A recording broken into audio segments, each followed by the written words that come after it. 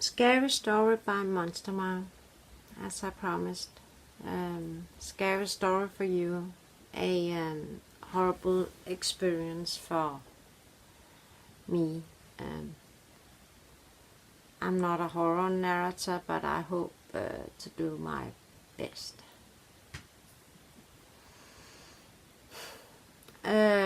We had this tradition for many years. Some years ago, my family, my kid's father, my ex, and the kids and I, that we had this cozy Christmas dinner at 26th of December, and in the morning we had this brunch with leftovers, and for some years it was, we were able to be civil toward each other, and it was, great. And my ex was allowed to sleep on the couch, and my son on in my daughter's bed, and my daughter in my bed. And in the evening it was great and everything.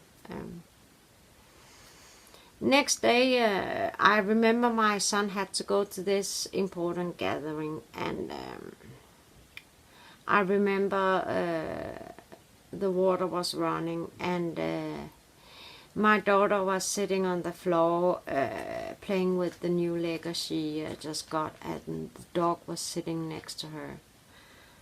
And I looked over to my ex, and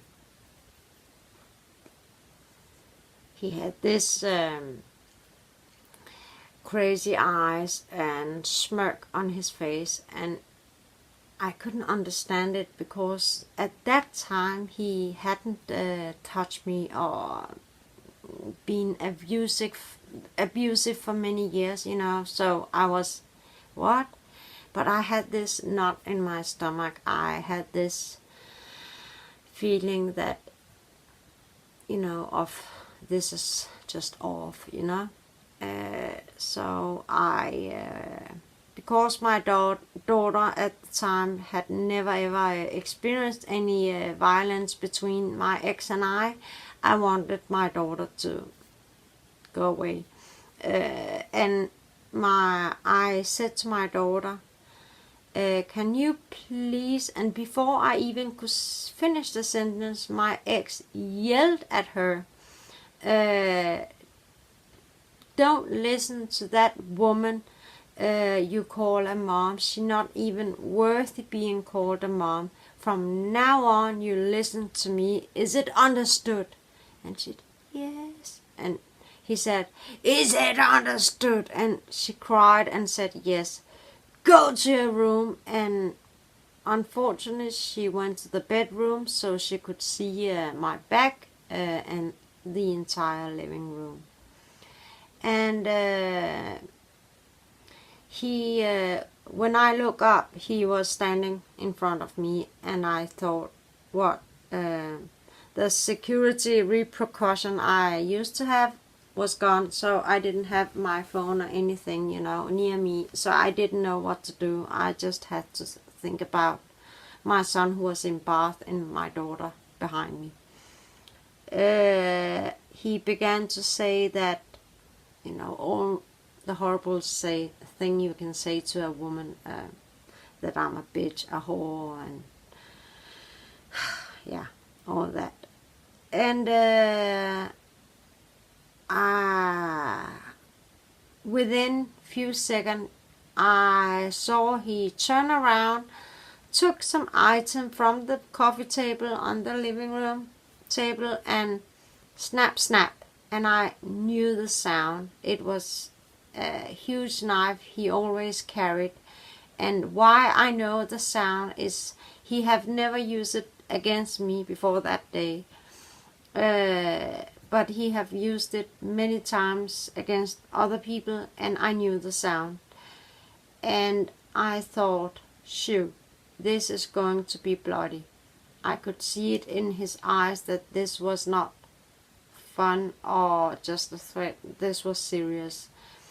And I just thought, okay, I don't want my kid to find me, chopped up.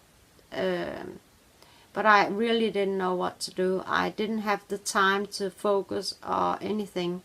And I just felt this cold blade on, the left side of my throat. And he said, "You bitch, you don't know what you put me through all these years, and now you're going to feel it's payback time," and yeah, all the crap.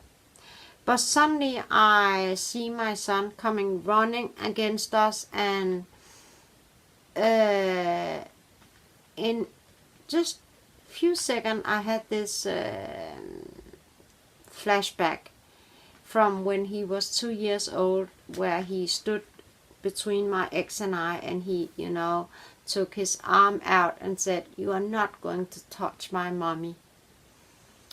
And boom, I snapped out of this memory trip and realized that my son wasn't this 2-year-old little boy anymore. He was a grown man, a young man who was with dark voice, even higher, taller than his own father and bigger.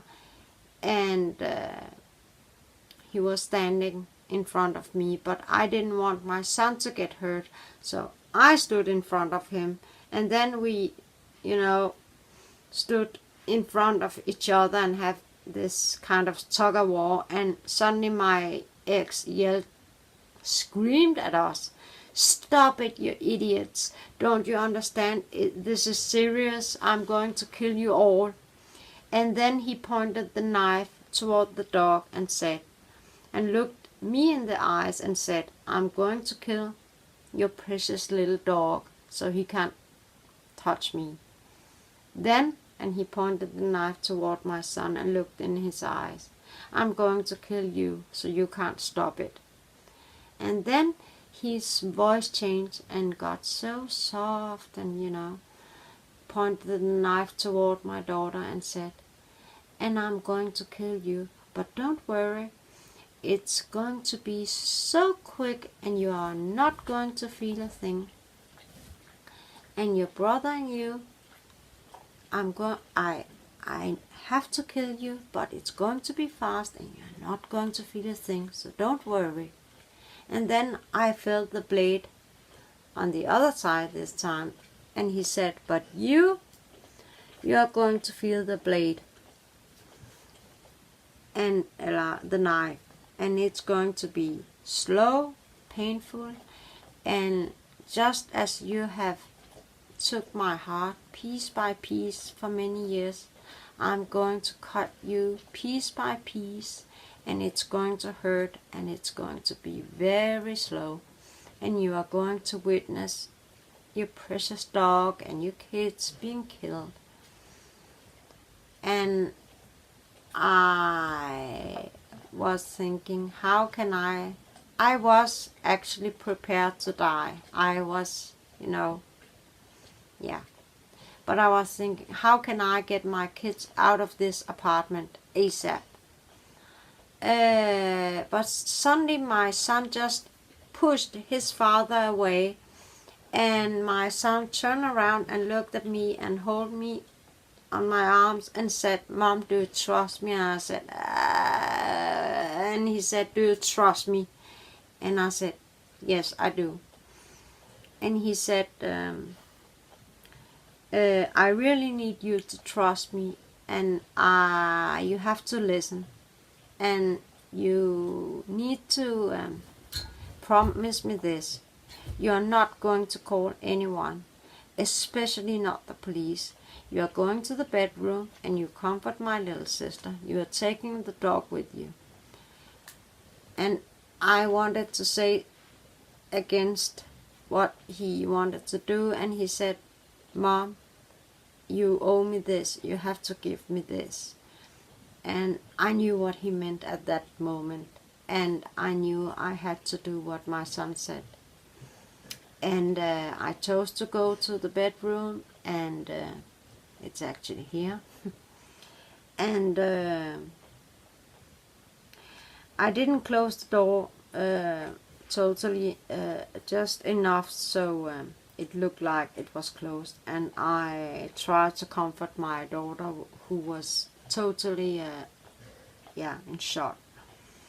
and she just asked about, Mom, do you think Logo, our dog, is going to die? And I said, I really don't know. And she said, do you think my big brother is going to die? And I said, I don't know. And she said, do you think we are going to die? And I said, I don't know. I don't know anything, dear. And it was horrible not being able to say anything to my daughter or comfort her. I just didn't know anything. I was thinking, okay, should I call the police? But I remember praying to the universe that no one was going to use the elevator, because if my ex heard any sound from the hall, he would go after my son. So I prayed and prayed and prayed for nothing. The neighbors wouldn't go out, or the elevator wouldn't go, because he would immediately think I would have called the police or anything, But fortunately, no sound came out. I don't know how long we were in the bedroom. It seems like forever, but I heard my ex not cry but sob, really sob, and he was mumbling, I really was going to kill you. I really was going to kill you all. I really was going to kill you all.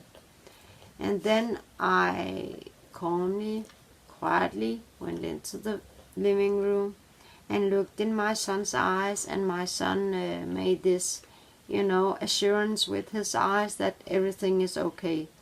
So I turned around and looked to my daughter and made the same assurance eyes, that it's okay now, it's over. And I remember my son was holding his dad and comforting him, and my ex was just still mumbling, I was going to kill you all. He was totally a mess.